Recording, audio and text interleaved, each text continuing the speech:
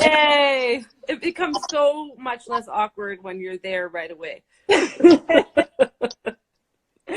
I'm not talking to myself. How's it going? Good, thank God. How are you? Good. I'm so excited about tonight. Me too. I'm excited, but I'm also a little bit nervous because of the topic. It's a doozy. I know. Okay. It is. How do you like this? Do you like to wait till you have a certain number of listeners, watchers, viewers? I don't know the language. Or do you just start because it's not well, we could start with like a little introduction and kind of, ease into the topic a little bit.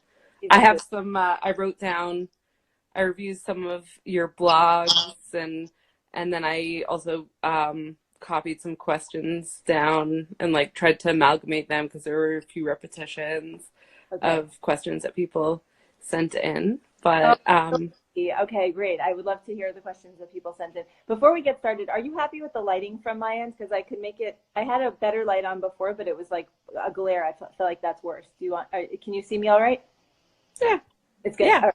Okay, good. Yeah. All right. So for those of you that don't know Elisheva, I'm probably one of her biggest fans. Oh, thank you. I don't know. But I'll let her tell you about her because I'm introducing myself. Okay. Yeah, sure. I mean, unless you want me to, but I might miss stuff. I can do that. She wrote a good book. Sorry? She wrote an incredible book. Oh, thank you. Called The Horizons of Healthy Living. I read it, and like I'm a big like self-help book junkie. So I was like, oh, like there's no way she's gonna say anything like that innovative, but I ordered it anyways because I wanted to be supportive. And then I started reading, and I was like, oh my gosh, this is really good. I can't even believe it. Like I was shocked that that there was like something new out there that I hadn't read, and I was so excited. And also, if you're not already following her blog on Nefesh. Yeah, nefesh.org. Yeah. It's going Nefesh. to I just hired someone to redo my website, so it's going to be like joined with my website, but it will still be available on nefesh.org. So that's a good place to see my more recent Jewish writing. Amazing. Is there a way to turn up your volume a little bit? Try, let me see. Is that better? Yeah. Okay, amazing. Yeah. Okay. Okay, awesome. Okay, did I miss it? I mean, I'm sure I missed a lot, but maybe you could. So that's about my writing. So the book is available on Amazon. If you just search my name or Horizon of Healthy Thinking, it'll come right up.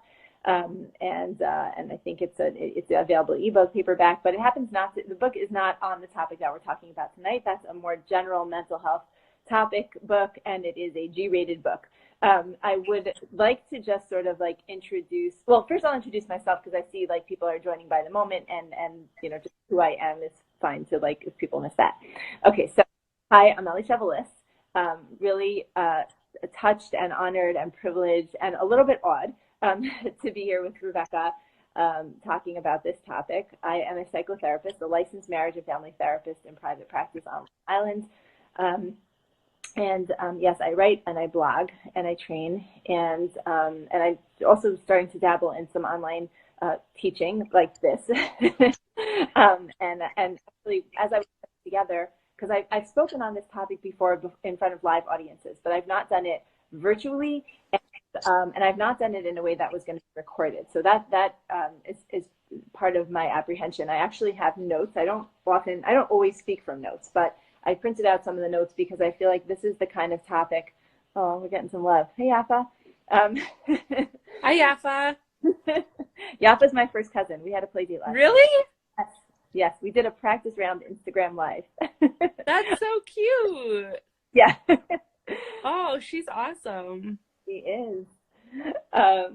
So anyway, yeah. So this topic is very delicate, very sensitive. I'm absolutely positive that someone there is going to disagree with something I say tonight, and that is absolutely fine. My point is not to be, the final authority on anything. My point is really just to sort of open up conversations, important topics that in my opinion, don't get enough attention Well, these messages are so sweet and distractingly Except lovely. Elisheva is an authority, everybody. Like, just saying. I have issues with authority, actually. Oh, and other people are authority, right? No problem fussing other people around. That's true. Oh gosh. Okay. So a couple things. The first thing is there's just so much I want to be able to give over tonight. We've just had about an hour, so we'll do the best we can, and God willing, hopefully we'll have an opportunity to do more at other points because life is long. Okay. So the topic that we're talking about tonight, for anybody who didn't catch the many plugs that people have been sharing on Instagram, and thank you so much to all our colleagues and friends and even the people that I don't know who are promoting to talk. I appreciate it so much. I'm sure, I speak on behalf of Rebecca on Project Proactive too, probably.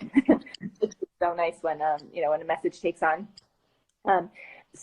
Because it is a delicate topic and because there is so much, I would say, trauma and pain and sensitivity and subjectivity around the topic, I'm going to ask everybody who's listening just to be very self-aware. If something that you're hearing tonight, it triggers you in any way, in any way makes you uncomfortable, if in any way feels hurtful, just like, to kind of check in with yourself. Do some breathing, take a break. This is recorded, right? If it's too intense for you to watch live, go back and watch it some other time at a recording. I think it's just important for people to be aware that these are, difficult, delicate topics. We're not going to be getting into anything terribly disturbing inherently or anything too graphic tonight.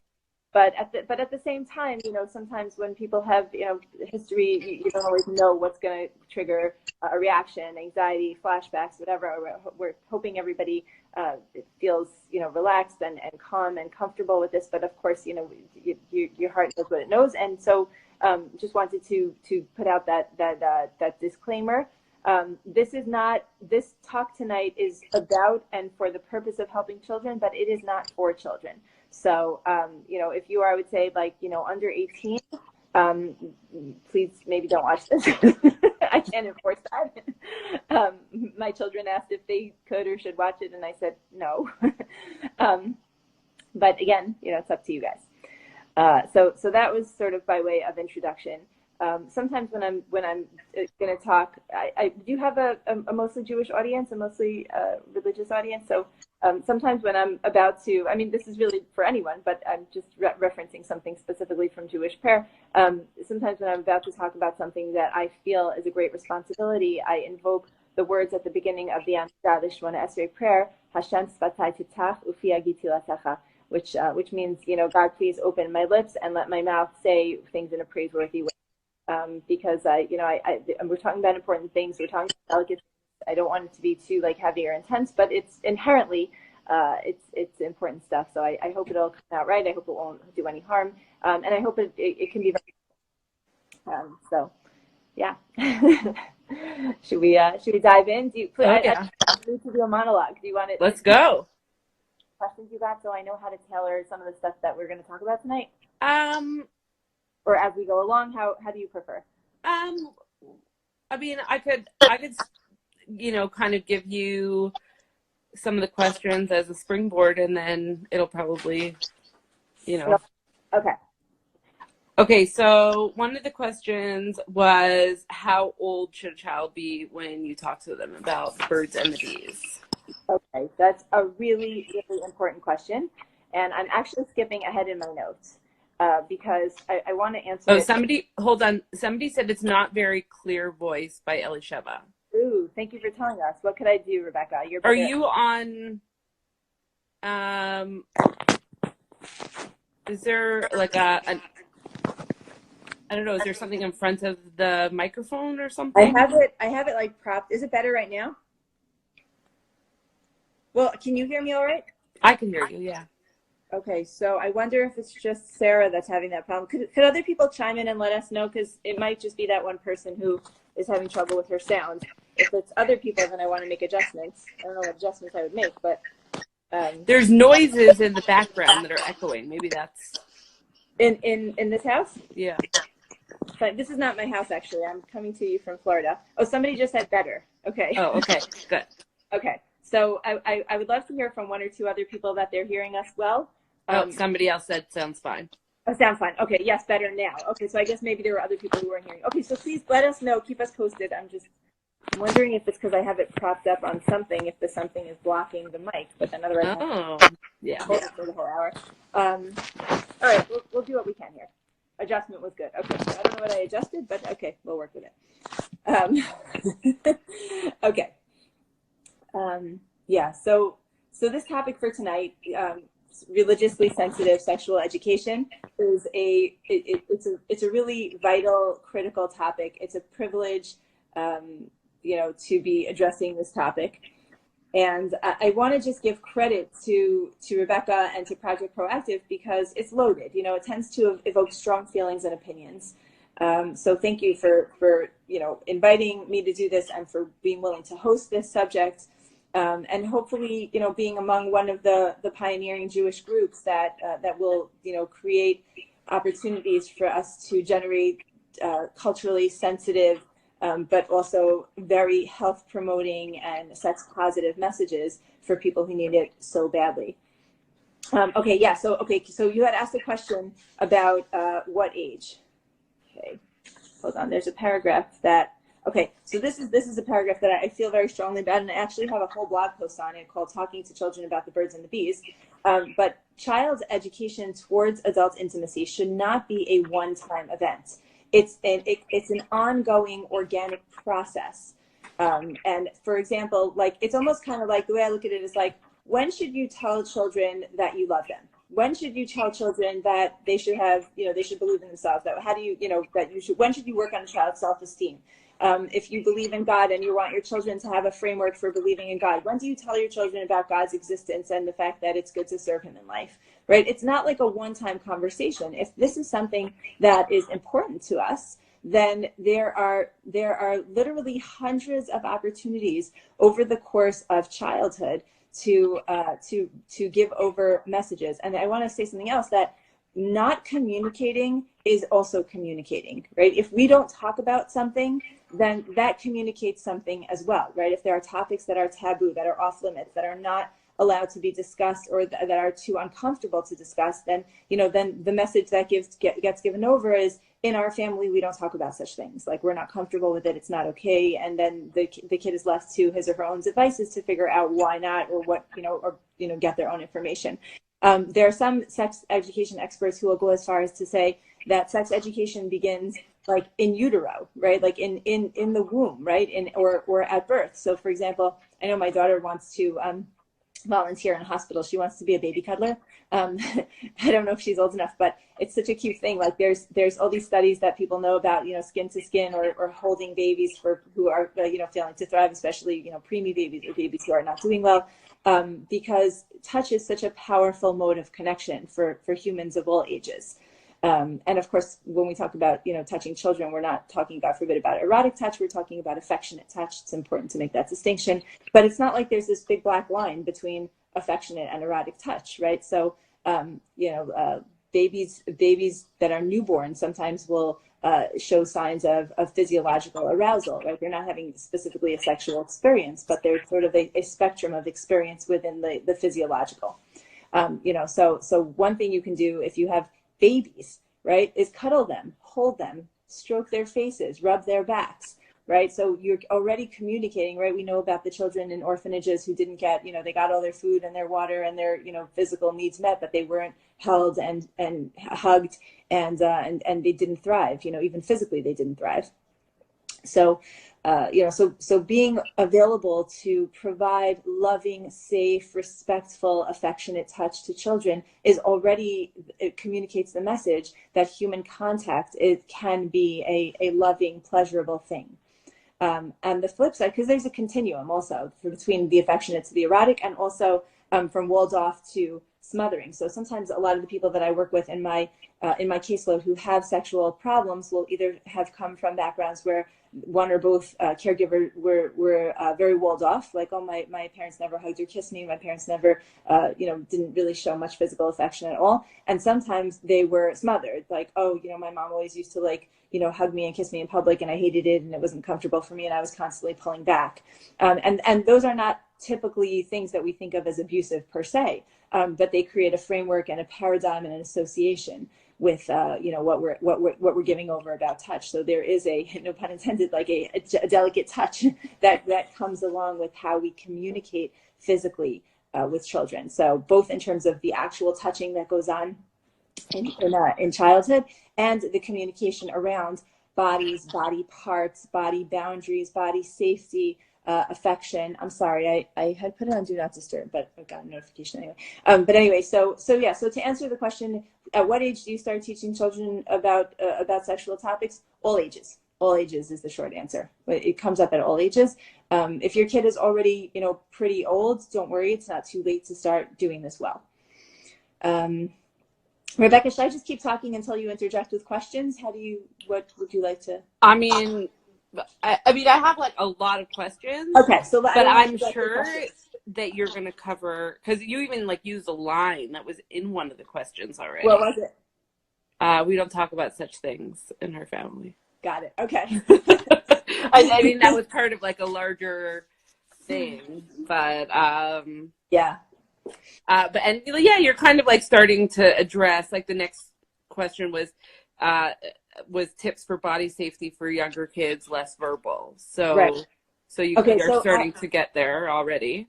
I'll tell you the truth. I actually don't want to go there so much. And the reason I don't want to go there right now is because A, that deserves its own course. But yeah. B, that is, I always say in our communities, and I use the plural communities because in this way, Orthodox community is one in what there's a lot of unity in a lot of ways. We come together to raise money for sick people. There's a lot of unity. When it comes to perspectives and hashkafot on sex education, there really are like many different cultural, multiple perspectives on this stuff. So in our communities, we do a lot of wonderful things. I do not believe to this point we have done a wonderful job in sex education, but we have come a long way in the last decade as far as on a communal level, promoting more programming and more materials and more awareness about teaching even very young children about safety. So I kind of want to leave, if it's okay with you, I would kind of want to focus tonight on some of the other stuff. In fact, I have an article that I don't think I published anywhere yet, but it's a critique of the good touch, bad touch model of touch education, because it's very often unclear to a child whether touch is good or bad. And grooming relies on the fact that sometimes touch starts out feeling good, then gets to feeling a little weird or uncomfortable. And by the time it feels bad, a kid is so confused, they may not even realize it anymore.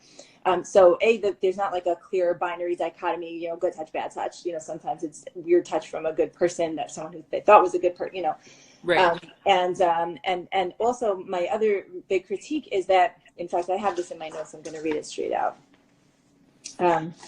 Our community has come a very long way in being willing to address the issue of inappropriate touch, molestation, and abuse. Now, I want to be very clear. We have a long way to go. We are not there yet, but we are, noticing and dealing much better than we used to. And the progress is meaningful. I don't have any regrets or criticism about that movement. On the contrary, I think we need to do more. But the problem that we see now is that while we are finally addressing the problem of what we call bad, unwanted, or inappropriate touch, so now you have kids that are going from zero education about touch, right? They don't have anything, much. Then you're giving them, or we're giving them this negative information about, inappropriate touch. So you have kids who are learning it's not okay for anyone to touch you in your private parts ever. And then they get to puberty and their premarital classes. And then when they get pretty close to being ready to get married in some communities, it's like, oh, you know how we told you, like, it's not okay for anyone to ever touch your private parts? Well, mazel tov, you're engaged, and now it's expected and even, like, feels mandatory, and it's like you have to do a whole switcheroo. So they I have a question like that in here. Sure. Oh, yeah. Okay. Yeah. Hold on. You want to read out the question so I can tailor where I go with it to the person's question? Yeah, let me just find it. It's lower down on the list. Okay. I was traumatized on my wedding night. My mother never even talked to me about tampons, let alone sex, when I was younger. Right. I got married right out of high school, and I was so excited to have sex. I thought it would be just like the movies I snuck out to in high school. I felt I was being molested on my wedding night, and that my husband was abusing me, even though he was trying so hard to be gentle and loving. No one told me that it hurts that badly. I felt so violated, and I had no one to talk to. My college teacher didn't tell me anything about what to expect in that way. It wasn't until about 10 years after my wedding that I went to therapy and realized that what I experienced was common. I would love to do anything to help other Kalas not have to experience the pain that I went through. Do you have any suggestions? Wow. Yeah. And unfortunately, whoever wrote that question, that I've heard that story more times than I can count. In my office, in my email inbox. I actually have a couple of articles on my Nefesh blog. If you go on nefesh.org and you click on my blog there, Hagil Libi, it's under my name. I have an article called "Sexual Abuse When There's No Abuser," and it's about wedding night trauma.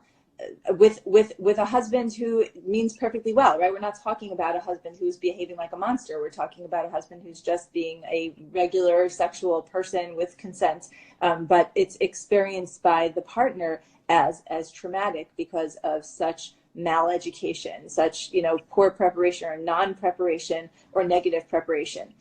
So there's a lot that can and needs to be done.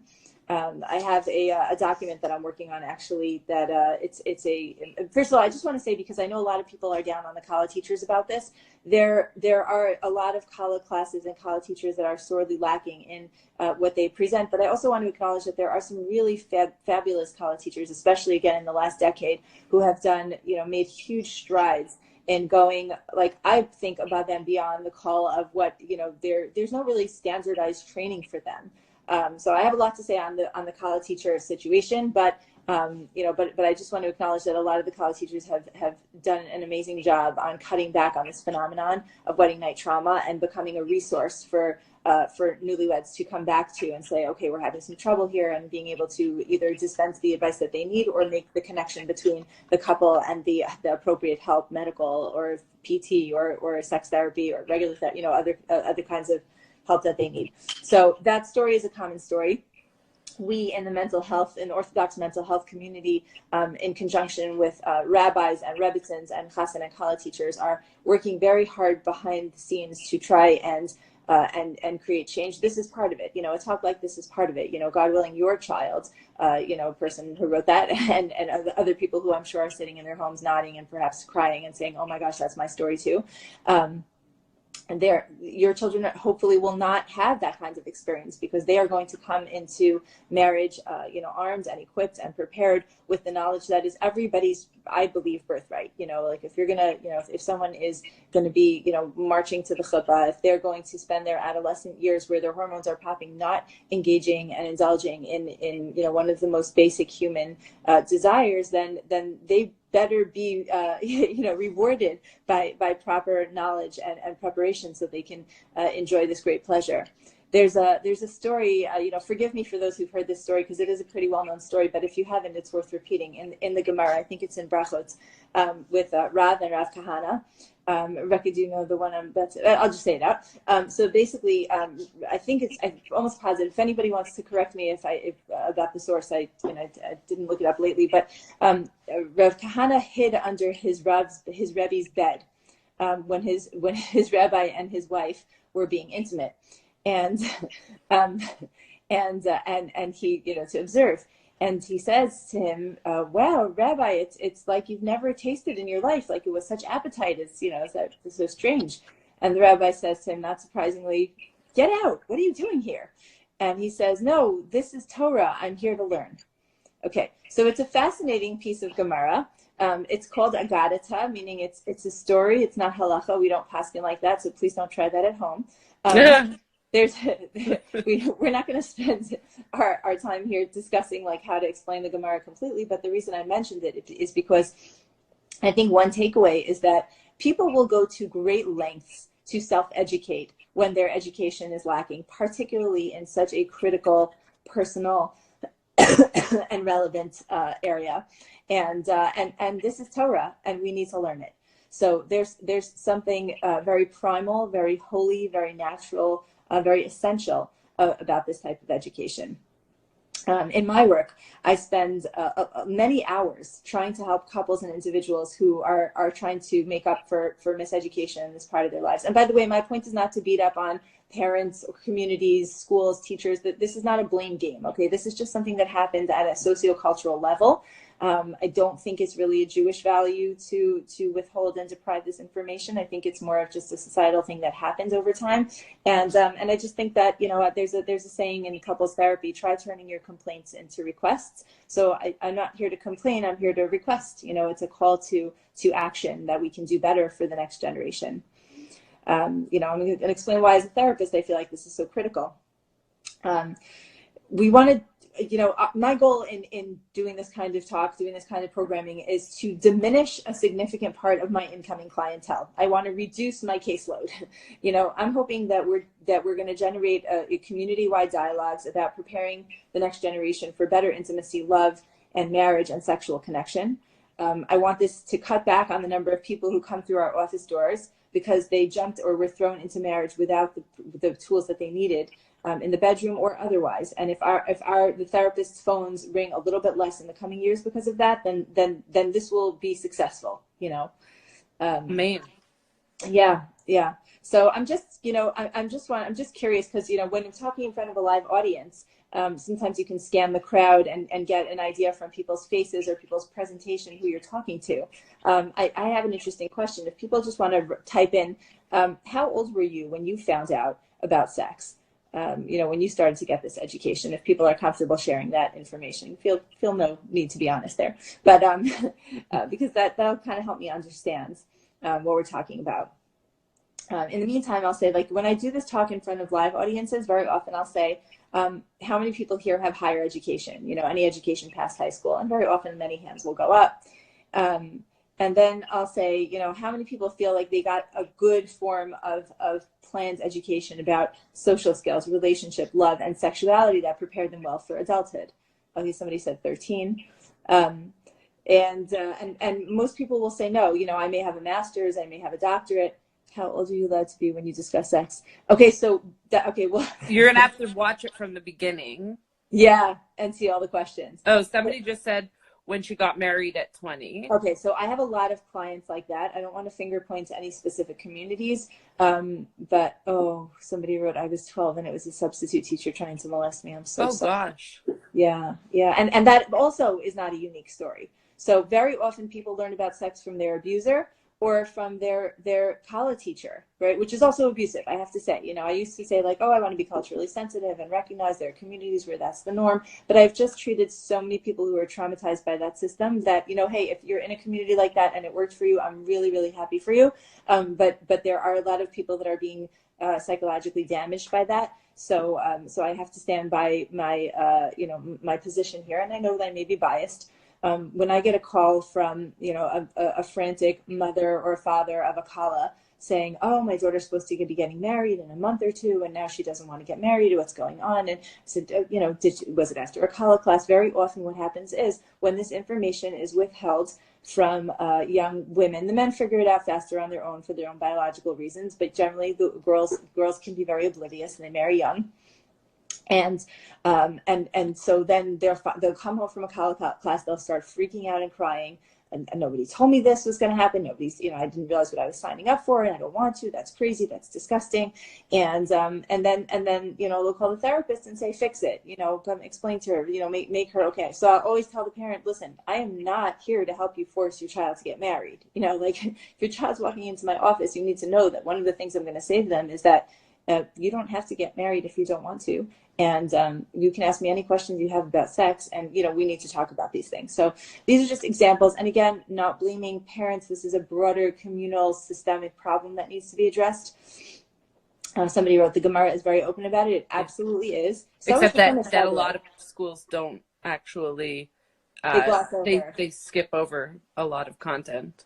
Absolutely. I'm going to get to that too. I actually have a whole list of different opportunities, even in this week's Parsha, yesterday's, I don't know if people read the Torah portion, but in this week's Parsha, there were a few different opportunities to tackle, interesting sexual topics. When it says about Sarah, why was it such a big miracle that Abraham and Sarah were going to have a baby at such an old age? The pasuk says straight out, "Chazal liyot ka'orach hanashim." She had stopped getting her period. Right, so if you're doing that, this is Parshat Ve'era, people do in the early elementary school grades. So this is an opportunity. This is such a great chance to say, well, what's a period? What does that have to do with fertility? Why is that, what's the connection? What does Avram have to do with it? He's laughing, she's laughing. What's the laughter about?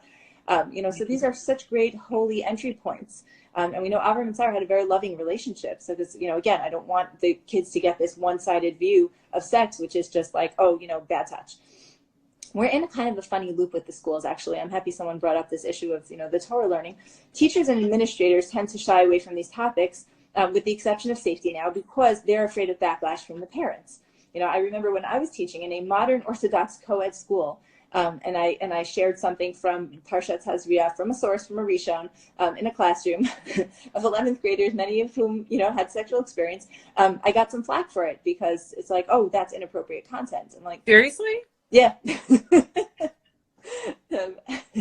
I mean, yeah, I know. Like when you were talking about like the college teachers and like that whole experience, like, and the college teachers are telling you the things that you have to do to prepare, and you're like, oh, you want me to put what where?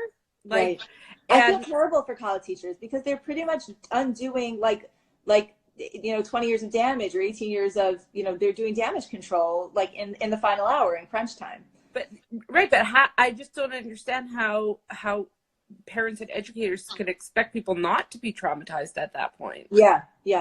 So again, it's a broader systemic problem. A lot of the people who go through these very, we talked, I think you had such a great subtitle for this talk, right? The insulation versus inoculation. No, what was the word you used? Insulation or isolation versus inoculation. Well, no, I switched it. We changed it to what you insulation. wanted. Okay. Yeah. Okay. But it's the same notion. It's the idea of sheltering versus curated exposure. So anyway, so I was saying how, the teachers and schools are scared, right? And then I kind of detoured into my own personal experience of getting backlash. And parents are afraid to share too much because very often when I'll talk to parent groups or individual parents about, you got to tell your kid, they'll say, well, I can't because if my kid is the one who knows, then my kid is the one who's going to go to school or go to camp or go to a play date and become the bearer of that information that the other adults, the teachers and the parents frown upon. So then nobody wants to do the educating, right? And by the way, I don't think it's the school's job to do the educating. I think there's another question like that too. Sure. Yeah. Mm-hmm. Okay. What, you want to read out the question? No, you can keep going, and I'll. Okay. So here, parents are afraid to tell their kids for a lot of reasons. I have a whole list of reasons why parents, sometimes hesitate or often hesitate to do this. And teachers and schools are nervous to do it. So no one's doing the educating formally. And then the children are left hearing it on school buses, on sleepovers, TV and internet, depending on the community, and camps. And generally, this is inaccurate and potentially inappropriate sources. And worst case scenario, we already see some of the commenters saying, from people who are taking advantage.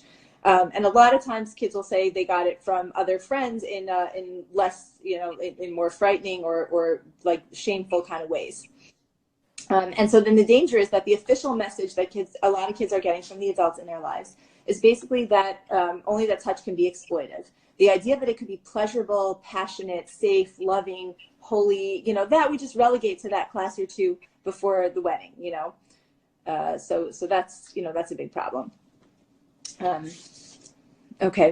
Okay. So somebody asked, when someone has a non-frum therapist, is it okay for the therapist just to talk about sex the way they know about it? And then later she said, could you answer that question about non-frum therapist and what does sexual abuse mean?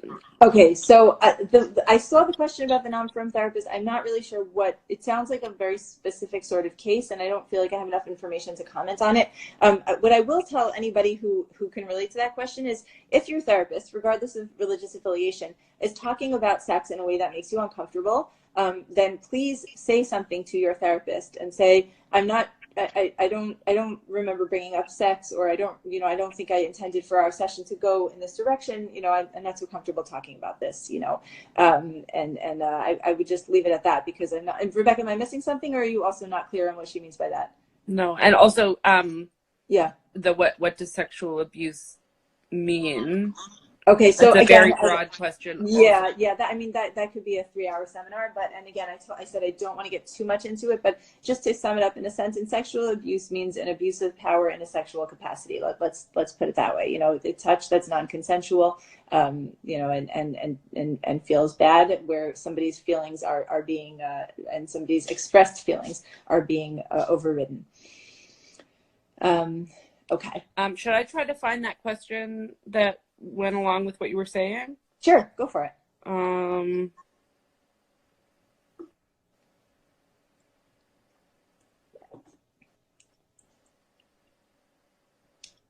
Oh, okay. I think this is it. One second. Okay, my daughter came home at the age of 9 and was talking about a period and why women get it and how babies are conceived. Her friend, whose parents are really modern, taught their daughter about it, and I thought it was so inappropriate. My daughter was mortified, and so was I. She was way too young to learn about that kind of thing, so I told her that frum families don't talk about unsneous topics like that with their friends. I really didn't know how to tell her the truth in a sneeze way, so I told her that she should come back to me when she gets her period and I will explain. I want to call the family and yell at them for putting me in this situation before I was ready to handle it, but I'm not sure what to do. Okay, don't go yelling at your friend's family, at the friend's family. A 9-year-old is absolutely old enough to know about periods because kids are getting their periods a lot younger nowadays. It's not unheard of for a 10-year-old to get a period. It's not unheard of for a 9-year-old to get a period, even though like the average age has always been like, 11 to 14. For some reason, kids are getting it younger and younger. And even if they're not going to get it till 11 to 14, in my humble opinion, for sure periods and a general idea of how babies are made is something that, again, this is a great example of, if we don't do the education, the educating, somebody else will do the educating. And yes, it is very important to tell your child, this information that I'm sharing with you is not for you to share further. I'm going to trust you, right? Somebody wrote, well, a different kid would have told her. There are always kids who share about it. So I do want to share a resource at this point. I was going to say it at the end, but since somebody mentioned it, because this person who wrote the question, it sounds like her heart is very much in the right place. In fact, I'm going to read out the paragraph that it relates to, and then I'm going to share this resource. So most of us would agree that our priorities in life are very much about relationships and family and love, more so than like academic things like trig or physics or even work. But we spend so much more time and money and energy investing in academics than we do in our kids' psychological and relational well-being. One of the reasons is that there's a misconception that interpersonal skills and romantic, erotic, love skills are just sort of instinctual, or they're going to be absorbed by osmosis, or they're going to magically appear at the right time, from social interactions. But you can make the same case for science and language, right? Like, you don't need to teach kids vocabulary, just speak eloquently and they'll pick up vocabulary. But we focus on the curricula. We don't want to take chances with scholastic education. But I think that this emotional, psychological, and marital preparation is more important. So as religious parents, we find ourselves caught between a profound and complex conflict of values. On the one hand, we want our kids to feel confident. We want them to feel empowered, smart, attractive, strong, energetic, and proactive. We want them to feel natural and comfortable in their own skin and in their interpersonal interactions. We want them to grow to be competent, assertive young men and women who can be self-reflective. They can own their behaviors, take responsibility, be honest and vulnerable in their significant relationships. We want them to be able to communicate well at the right times and contexts, and explore and develop their femininity, their masculinity, their sexuality. We want them to have the tools to be effective and fulfilled in their adult roles and relationships. On the other hand, when you're religious as Orthodox parents and responsible guardians, some people feel the sense of obligation to give over messages of safety and cautiousness and wholesomeness vis-a-vis personal development and the way that they socialize. And we instinctively know as adults and as Jews, there are some subjects and information that really does need to be calibrated and presented at correct times and in a good way, not too soon, not too flooding. And we want to protect our children from premature and inappropriate exposure. We want to preserve their security, their childhood innocence, and give over our values as far as like boundaries, relationship, and developing sexuality. And to make things even more complicated, I think that we're pretty much, and I know I'm talking to another generation of parents, but we are pretty much the first generation to raise children within the culture of the internet. So this is like brand new, uncharted territory for a lot of us. There's no manual, there's no prior history, there are no guidelines, research, there's no Shulchan Aruch to lead us through this. So the resource that I wanted to mention is this book. I don't know if it comes out backwards, but I'll just tell you what it's called. It's, by the way, I get no, I didn't write this book. I don't make any money on recommending it. It's just a beautiful piece. I've met this woman once. I went to hear her speak when she was in my community, and I admire her work so much. Talking about Intimacy and Sexuality, a guide for Orthodox Jewish parents by Dr. Yocheved Didau. She did a wonderful job. Oh, could you send me a picture of it after? Yeah, good idea. Okay. I order it on Amazon. I've ordered it like 4 or 5 times already, because sometimes when I lend out books, I don't get them back. But it's a fabulous. She did such a great job putting together real primary Torah sources, real research-based clinical sources, and scripts that can be utilized to, because for that mom, she's at a loss. She's like, I'm so angry at this friends of my child or their family for educating their child in such a way that puts me in a position to now have to educate my child. And I'm sorry that you were caught off guard like that. But the truth is, this is a 9-year-old kid. She could get her period within a year or two. And again, if it wasn't that friend, another friend would tell her. And kids do start to feel things in their bodies at different ages. They can feel aroused even from a very young age. So we do want to arm our children with information so that we're not playing defense when they get it from other places. I have an opposite question too. Sure. So it's kind of a different approach. Sure. My kid's friend has a really bad reputation. Okay. And even though she's from family, my daughter says she's sexually active, but then I'm not allowed to tell anyone. I feel terrible that there's a 15-year-old who probably has no idea about birth control and sexually transmitted diseases. But if I tell the parents or even talk to the girl, my daughter will not trust me anymore. It breaks my heart that there are from kids that are doing adult things like this without understanding more about it. What would you suggest that I do? I'm so not tackling that on this live. But I will say that I've been in that position before, where I've had to work with families or friend families in that situation. It's complex. A lot has to do with the credibility of the child who's making the report, the relationship of the parent to that child's friend or family, the role that the school institution may or may not play. If what we're saying is this child has a reputation, it means that this family is not the only people that are privy to what she's doing. So, I can't comment on that. That would be utterly irresponsible. But I think that story is a good example of why we need to be preemptive, why we need to be proactive, why there's no such thing as sheltering children anymore. It doesn't really exist. I have clientele from what people would think of as the most cloistered communities in America.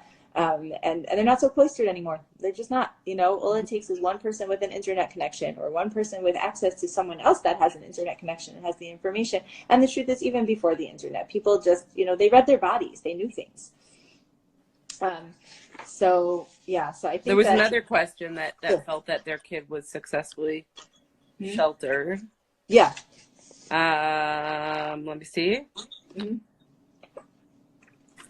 Oh, I'm very happy for my kids to think that babies come from Hashem and not ask further questions.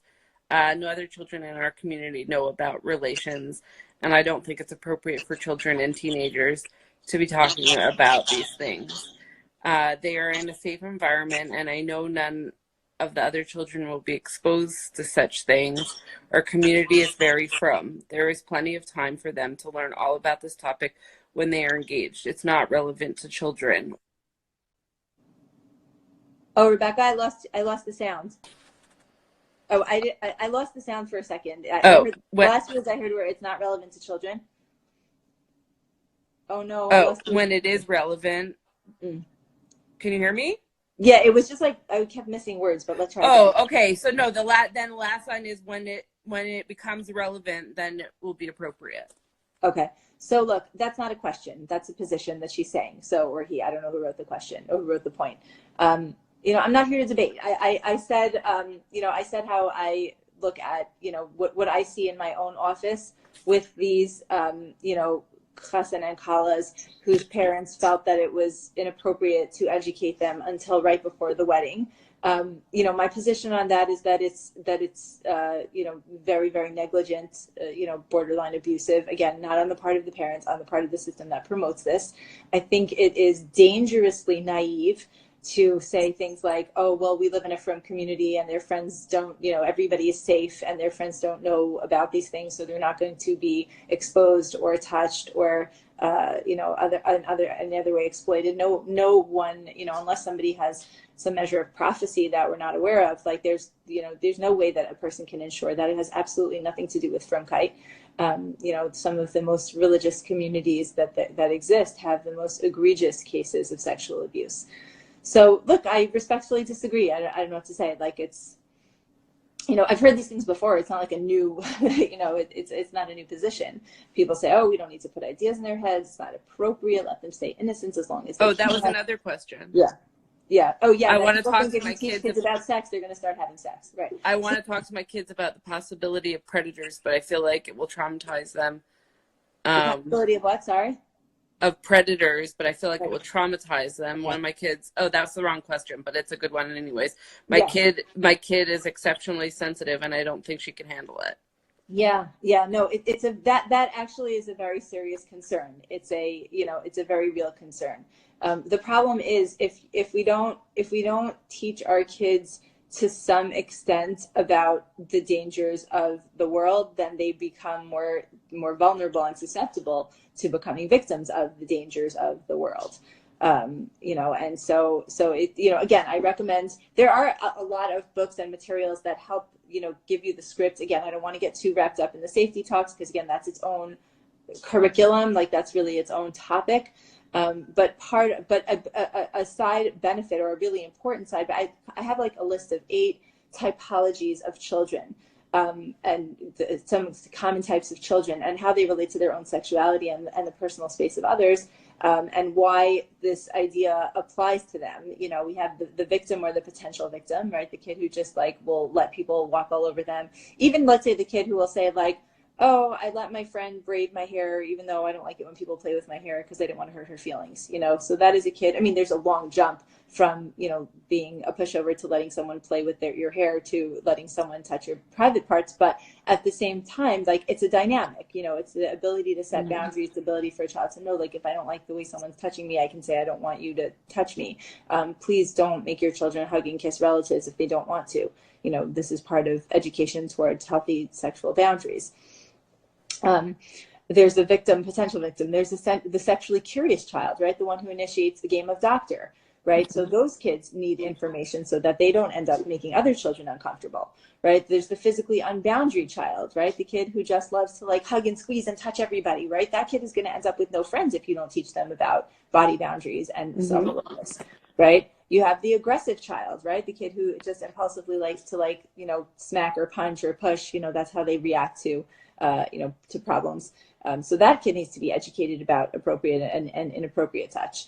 You have the inhibited child, right? The kid who doesn't express him or herself well, right? That gives them the opportunity to talk, right? The overly tzniistic or the scrupulous child, right? These are the kids who develop those mikvah OCDs, right? The ones who become, have developed sexual aversion disorders. You have the oblivious child, right? That kid who really would stay innocent and clueless until the last minute. But very often those kids become traumatized too because they were oblivious until the last minute. And it's like, you want me to do what? Are you kidding me? Right? So you have all these different typologies, and pretty much every single one of them will benefit from healthy, holy, biologically accurate information.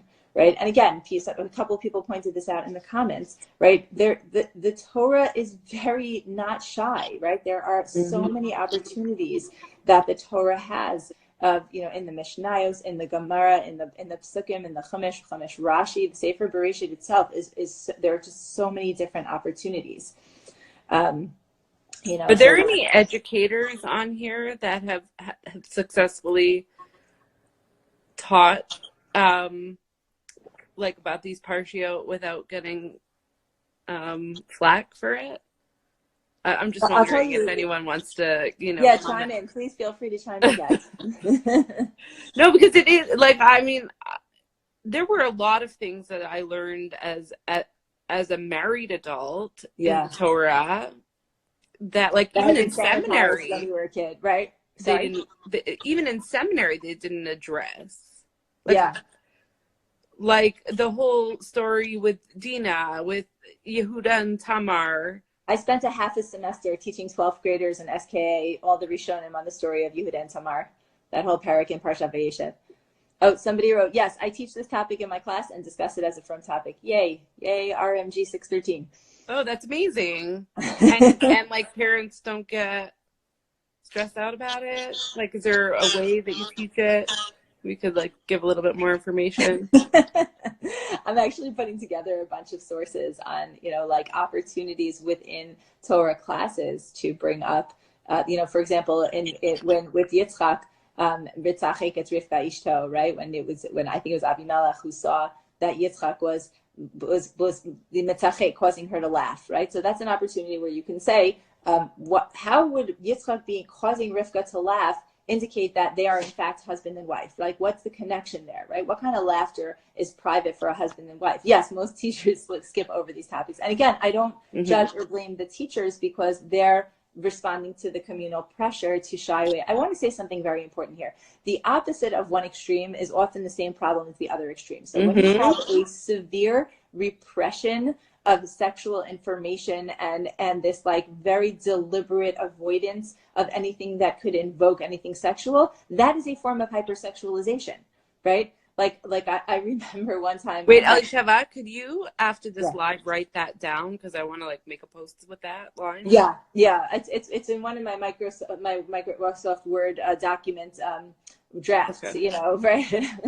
Okay, Right. that's a good post line. Sexual repression is a form of hypersexualization. No, the one before it where it was the opposite of Oh, the opposite. Yeah, I read that in a Tim Ferriss book actually, but he was quoting somebody else. I have to look through that. I remember where on the page it was. I have to look it up. Okay. But yeah, no, the opposite of one extreme is often the other extreme, right? You look what happened with postmodernist feminism. It's like the opposite of what feminism was created to be, right? And the same thing here. You tell like a 3-year-old girl you can't do cartwheels because you're making boys want to look at your legs. You just sexualized a child by trying to get her to be sneeze, right? She wasn't thinking about her boys looking at her legs. She has no idea what you're talking about. You just objectified her by saying that to her. I never really thought about it like that. Interesting. Right? Yeah. I mean, I have boys, so and the boys also become hypersexualized, right? Like when little boys are told, like, take off your glasses when you go on the bus so you don't see women and you don't look at women, and this like hyper focus on what they're not supposed to look at. Well, that's forbidden fruit right there. You just sexualize them. They weren't looking necessarily, or if they were looking, so teach them what it means and why it feels the way it feels. So I think it's not very often there's this perception that boys are inherently more sexual, like disgusting, and that that they have no capability of having pure, like pure normal thoughts about women, and I don't think that that's true. Yeah, no, I think it's very damaging and disrespectful to both boys and girls, men and women. When I've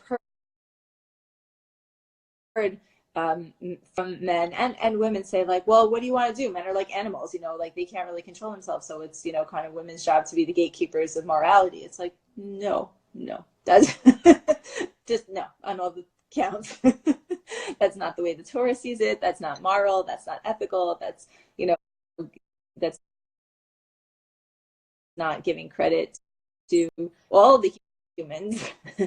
I'm laughing, but it's actually not that humorous at all. It's very upsetting, and it's not really based in anything. It's, the Torah is very empowering and tells us that we're supposed to be in charge. Somebody else wrote, I teach. The same person. I believe we should promote that. It's a from topic. Yes, I'm totally on board with you. RMG 613. So I have like kind of like 4 different styles that people tend to use when they're sharing. One is the avoidance style.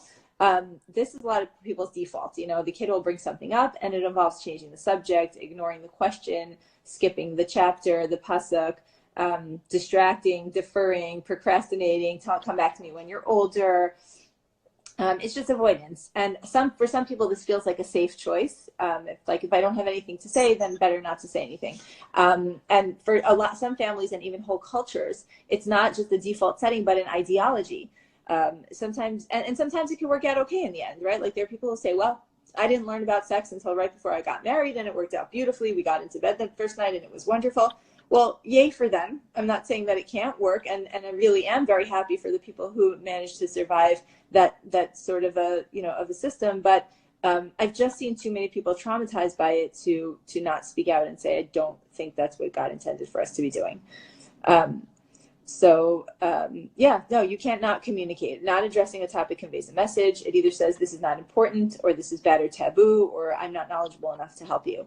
And also, like we said before, it's dangerous. A child who lacks sexual information is more susceptible to being victimized or becoming a predator, by the way, right? A lot of people start acting out. A lot of predators start acting out in their earlier, like in childhood years. So many people who were taken advantage of, sexually molested or otherwise touched inappropriately, it was done by another child who just wasn't aware of what those impulses or feelings were. And people sometimes say, oh, well, that child must have been molested. Maybe yes, maybe no, because people just have urges and instincts. And if we don't educate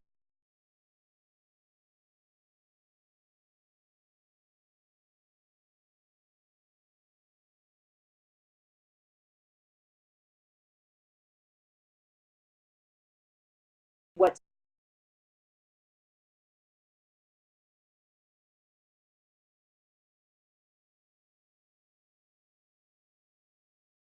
to do about those urges and instincts, kids will punch each other and hit each other if we don't teach them not to, right? Most kids will be aggressive. We have to teach them not to be aggressive. So why is it not a natural thing to assume that a kid could be sexually aggressive unless we teach them not to, right? Then there's so that's the avoidance style. Then there's the overshare, right? So this is less common in our communities, but it's still a concern. There are some people who have not so many boundaries in their house, and their kids end up having access to a lot of adult information with adult vocabulary. They end up in mom and dad's closet, and they find stuff that they weren't supposed to find. Or, parents walk around very scantily clad in front of their children that are, old enough to understand, and yitzbo shashu, they feel uncomfortable from it. Some parents will sort of shove information at kids who are saying, I don't want to know this, stop, la, la, la, la, la, I don't want to hear about it, so obviously we have to calibrate what we're offering, what we're sharing, in a way that, is appropriate to the child. People keep saying, at what age is appropriate? What is appropriate? Again, not one monumental revelation. That's traumatic. It's an ongoing drip. I had also written down like a list of teaching moments, like let's say, examples of things that kids will say. So let's say a 2.5-year-old kid is being toilet trained and wants to show everybody she meets her big girl underpants and how, what do you do without how to stop her without shaming her. A 4-year-old boy is sitting on his mom's lap and he grabs her breast while she's cuddling him. Sometimes the reactions could be shaming or distracting or avoiding. Some people laugh or they'll ignore it. They'll just remove it, redirect, or you can educate. It's an opportunity to educate. You're bathing your 3-year-old son, and he keeps trying to play with his genitals. So, again, how do we do this without shaming them? How do we talk to them? How do we acknowledge what's going on? A 5-year-old girl will ask, oh, how does the baby come out of the mom's body? Again, to say, I don't know, I'll tell you when you're older, a 6-year-old. When my kids asked me, it was like really easy because I had C-sections. So I'm like, yeah, they like cut open my stomach, and that was an easy one for me. So I actually often tell when I give this talk, I have a story. I don't tell a lot of stories about my kids publicly because my kids are private people, and I respect that about them, but I have permission to tell this story. Years ago when my girls were younger, we had a little girl at our house. I apologize in advance to whoever's heard me give this talk already, but I had a little girl in my house who was from a very, very frum, sweet, adel, innocent family. She was the oldest of her family. And I was coming out of my room and I hear the kids talking downstairs. And this kid, these kids were, I think, 7, and my younger daughter was 5. So one of my daughters was 7 and one was 5. And the friend, who was also 7, said, my mom is having a baby soon. I mean, I don't really know how it got there or how they're getting it out or anything, but like, I keep asking my mother. I don't think she knows. And my 5-year-old says to the 7-year-old, oh, okay, so let me explain. There's a very private special hole in between the mommy's legs. And I'm like hearing this in slow motion at the top of my stairs. And I'm like, no, you know, and I'm trying to come down, and I come down and I pull over to the side and I'm like, okay. Did you just tell that friend how the baby comes out? She said, yeah. I said, what did I tell you about that information? And she says, you said that we're not allowed to tell anyone in school about it. And I've never told anybody in school about it. I said, okay, good. That's great. Well then, new policy. We also don't tell people on play dates. So that's so funny. So this is Shabbos, and I felt terrible. I called the mom after Shabbos. And I said, I think you need to know about a conversation that transpired in my living room today. And I told her, and this mom was like a really sweet Tzedekah lady. And she said, you know, I'm so grateful because she's been asking me over and over again all these questions, and I have no idea what to tell her. And she said, I'm sure whatever she heard in your house was B'Kedusha, B'Tahara, was probably like much better answer than I could have given her. Actually, it was. So that's amazing.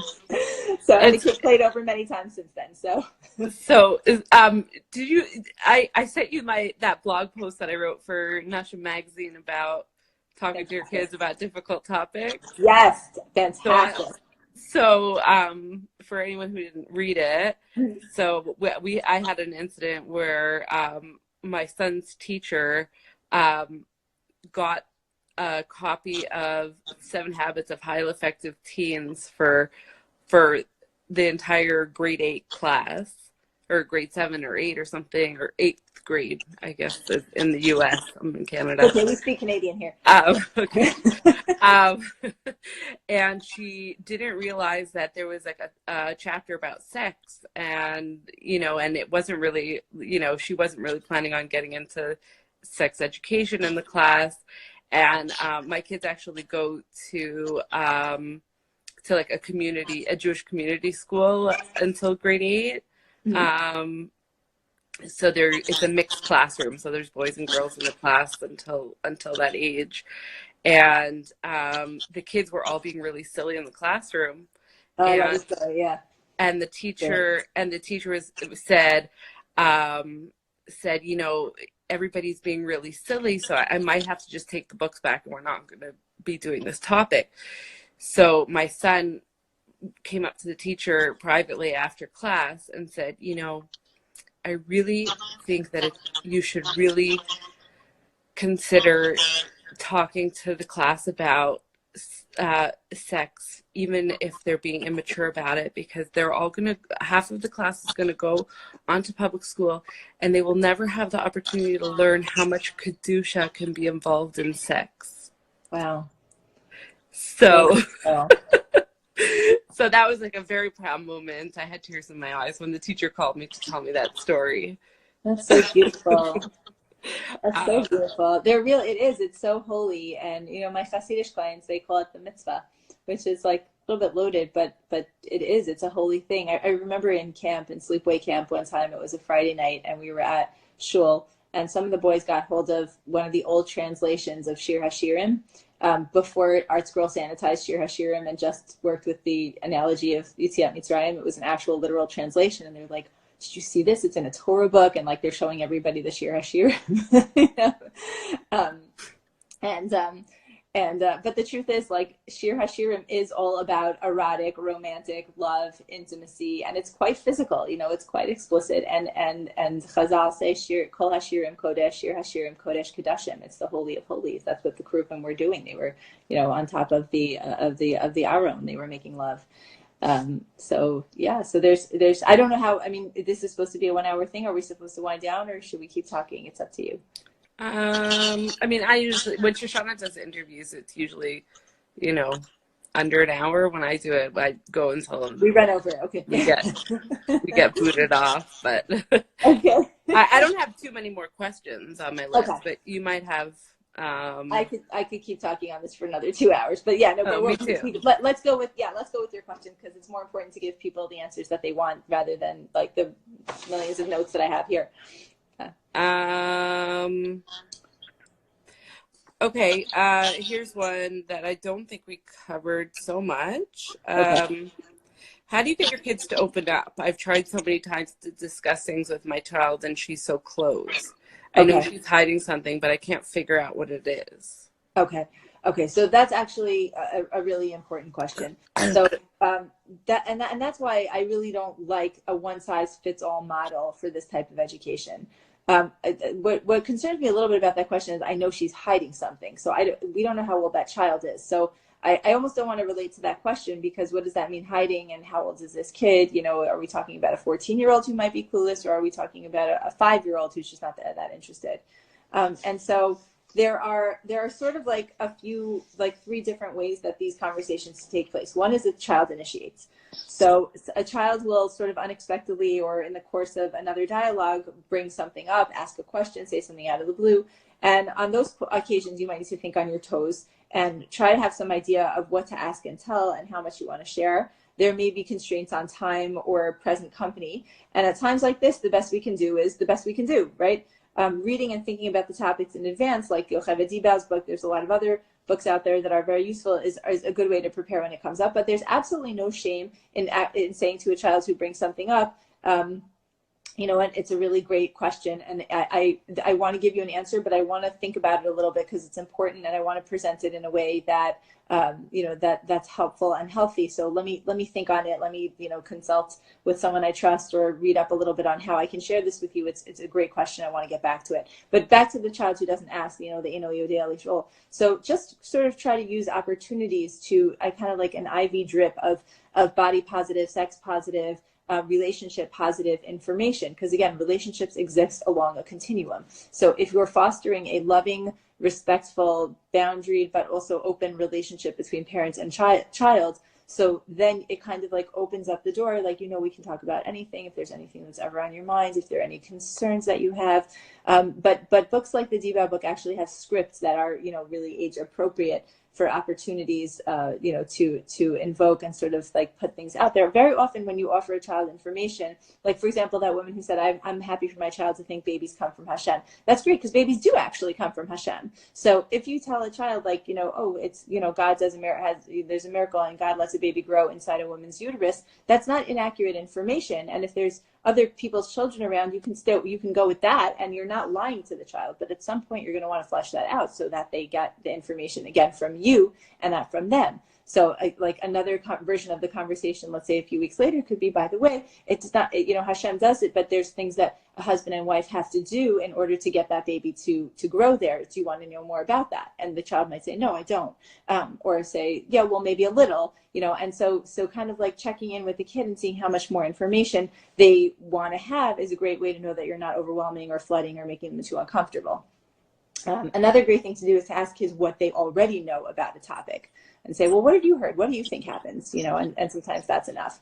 And that's where sort of communal relativity and subjectivity is relevant and is helpful. So that's, you know, that's when the child, you know, a child initiates or doesn't initiate. The parents initiates. The conversations can be strategized. You can read a book like this, read other books and articles, and sit down at a good time with the child one-on-one. You can make it a special private time conversation and guide the discussion in the direction that you want it to go. But you might get curveballs based on their reactions, but you're going in prepared. And again, I don't think it should be a one-time thing. I think there's lots and lots of opportunities along the way to give kids messages about their bodies, about relationships, about touch. You know, a great example is like if your child is raised in a home where you're not, they're not seeing television or, you know, TV or movies, but, you know, let's say you're out in a public park and you see 2 people making out on a bench, or you see a billboard with people, you know, embracing each other. You know, it's an opportunity to point things out and say, you know, that's the kind of thing that really is just, you know, really for private for a husband and wife. You know, some people do that in public, but we, you know, in our community, we do that private. It's you know, it's this beautiful kind of love that's very enjoyable, but it's only for it's only for husband and wife. We don't do it, out in public in our community, and that, that way you can tell, especially because the kid might say, ew, gross, why are they doing that? That's so nasty. That's so not right. Or that's so not Jewish. So many people, I can't even tell you how many people, intelligent people who, like, at their wedding, they were in the yichud room and their husband kissed them on the mouth and they're like, what? Jews don't do that, so many times. And it's so hurtful to both of them. It's such a disadvantage to the chassan and the kala to have that experience. Do you think also, like, I've actually seen, like, friends of my kids where, like, I know the parents, and the parents are are pretty judgmental in the way that they speak about people. Yeah. And they'll be like, oh yeah, he's like, like very like labeling, very judgy, and it's like almost scary to say anything in front of them. Yeah. And I know that their kids don't want to say anything because to their parents, because they're just going to feel like everything is a judgment. And sorry, who doesn't want to say anything to these parents? Their own children or your child? Their own children. Okay. Their own children don't talk to their parents because they're afraid. It's not safe. It's not safe. Like it's not safe. Judged or criticized or shamed. Yeah. So if you have any advice for parents who, I mean, I guess you kind of have to be self-aware. Yeah. Maybe people don't notice when they're judgmental. I think that probably everyone is judgmental sometimes. I don't think it's almost impossible. The Torah says, there's a pasuk, I think in Parshas Kedoshim, that says, "B'tzedek tishpot amitecha," which means with justice you should judge your fellow person. And it's interesting. It doesn't say al tishpot amitecha, don't judge your fellow person. It says judge them justice, with justice, in kindness, righteously, because it's so natural, it's so automatic to make assessments and to pass judgment. So, I think it is a valuable, and a lofty ideal and goal to try to at least maintain a posture of non-judgmentalism and say, like, al tadun es chavercha et she'tiagia lemkomo, you can't judge a person until you're in his place. And we're never ultimately in someone else's place, but the reality is we're gonna make assessments, and we sometimes have to. When it comes to parenting, if my spidey sense tells me I don't want my child in somebody's house, I gotta honor that. I can't say, well, I want to be non-judgmental. My child can go everywhere. It's fine. No, that's kavdehu v'chashtehu, respect. That's suspect. So. So if I catch myself, and I for sure am guilty of this, speaking in a way that crosses the line, speaking to my own child in a way that crosses the boundary between sharing values in a, boundary way versus imposing my values by putting down something that I disapprove of, you can watch your child's face and sort of say, like, wait a second, did I just make it not okay for my child to talk to me about something? And say, listen, scale it back and sort of say, look, I try not to be judgmental. I have opinions and feelings and biases about things, but there's nothing that you can't talk to me about. I'm your mom, I'm your dad, and well, you're probably going to be only one or the other, but but there's if there's anything that's on your mind, if there's nothing that's too private, nothing that's dirty, nothing that's inappropriate. When you want to come to a parent, you have any questions, you can always come to us. But yeah, if you're viewing another family and saying, like, oh, it doesn't seem like that kid has, I've had, like, friends of my children ask, they asked my kid, oh, do you think I'd be allowed to talk to your mother about something? Because they know I'm a therapist. They don't necessarily know my specialty. But I'll always say, like, they have to ask their parents first. I'm not going to, I'm happy to talk to, and I've done that, where it's a kid's friend was going through something and wanted to talk, and that's fine. But we can change the world, but we can't always change the world in the ways that we want to immediately. So, right. Should we do one more question? Yeah, let me see if we're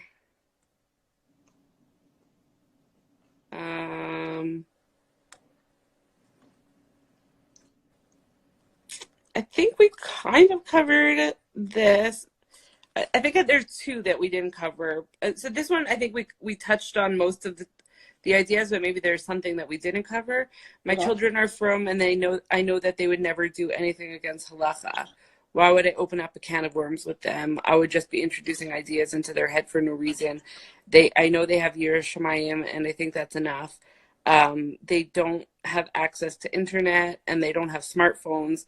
So it's very unlikely that they'll be exposed to pornography. So if I talk to them about it, it would be putting ideas into their heads.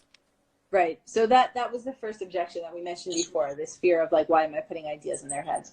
So again, 95+% of boys will discover masturbation and self-pleasuring on their own, just from their own biological instincts. So you don't need to have the internet to figure out that it feels good to touch your genitals. And something like 68-69%, the statistics on women are not as good, but we're talking about teenagers, not until adults, will do the same. So again, if we are not communicating, children are inherently curious. Kids are scientists. I have a paragraph here somewhere that kind of sums that up.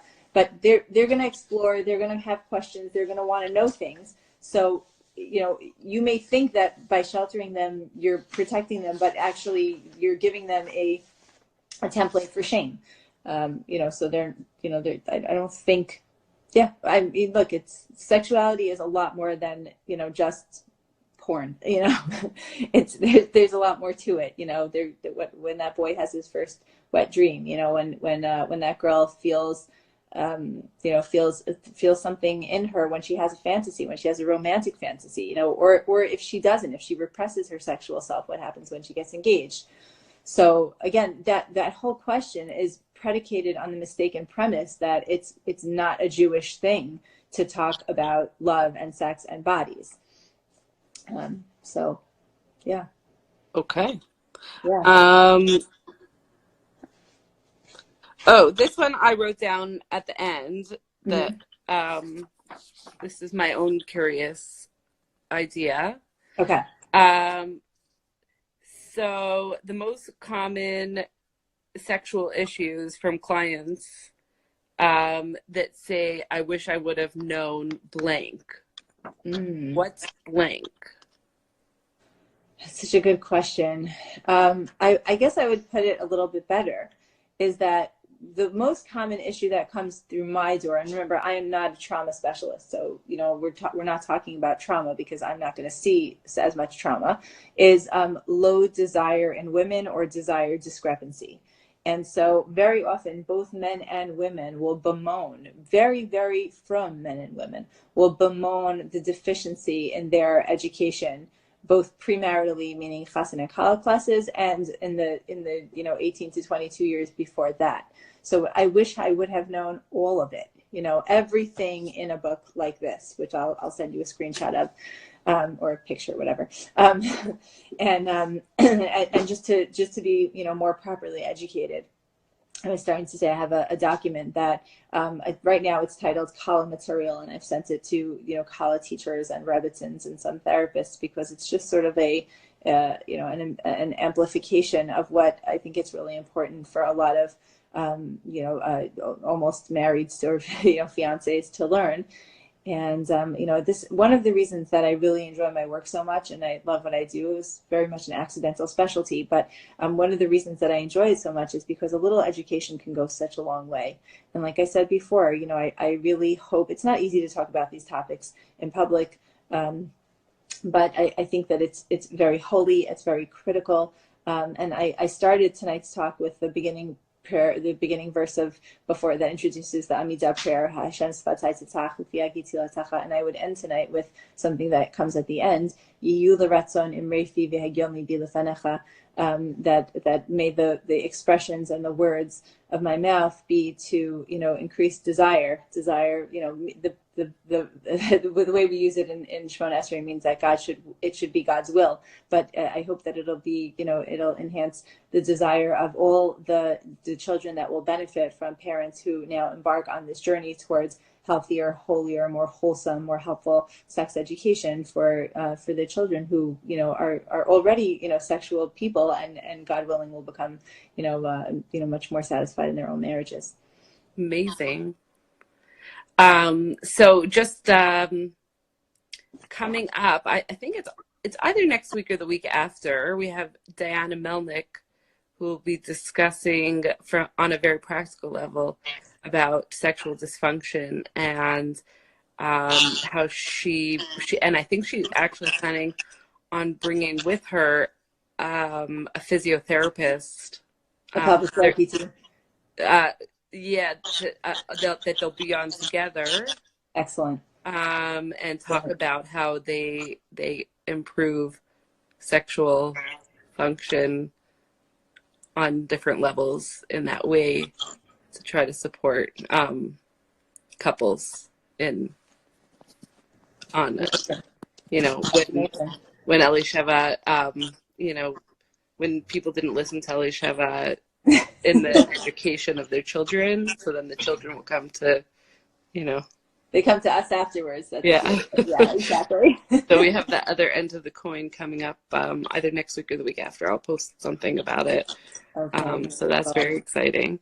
Yeah, I'm so happy that you're continuing this conversation, and guys, keep asking those questions. They're really important questions. We have to challenge these paradigms, and I know that for some people it's really uncomfortable to think about them in other ways. But what I often challenge people to do is to think like, what would have been helpful for you to know before you got married, right? What would have been so nice if someone had told you? So often when I recommend these kind of books and articles to people, they're like, oh, I wish I would have heard this before. It would have saved us both so much aggravation, Mm-hmm.